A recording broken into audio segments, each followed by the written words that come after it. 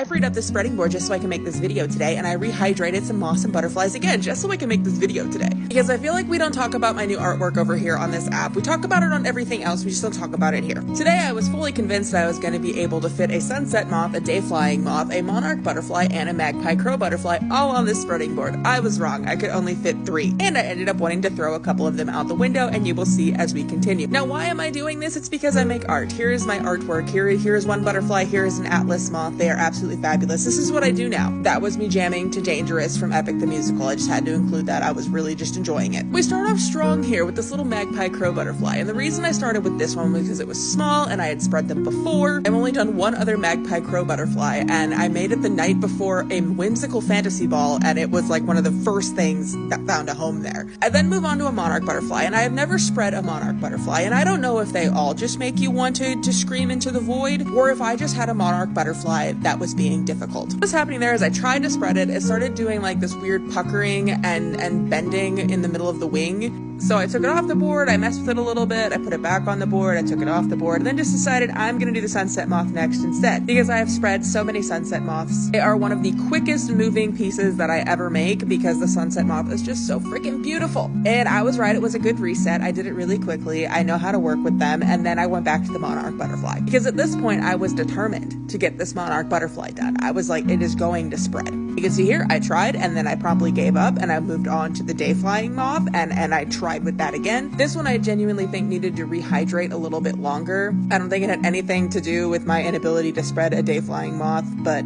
it just needed to rehydrate. This is me wanting to crush them, just squish them. And then I ended up spreading the monarch butterfly off camera. Now, if you look there, there is a lot of puckering and a lot of weirdness going on at the base of the wings, and I really don't know why it did that. But alas, it will go into the drying cabinet with my other bugs. I have a bunch of beetles, butterflies, and a couple more atlas moths just chilling in there. And if you found this process at all entertaining, here are a couple of my pieces that I have done that have worked out beautifully. Unlike that monarch butterfly that makes me want to bang my head into a wall. All of the ones that I'm showing in this video are currently available on my web of sites, which is inked in my IO, so please go check them out. Everything helps support my art and my writing.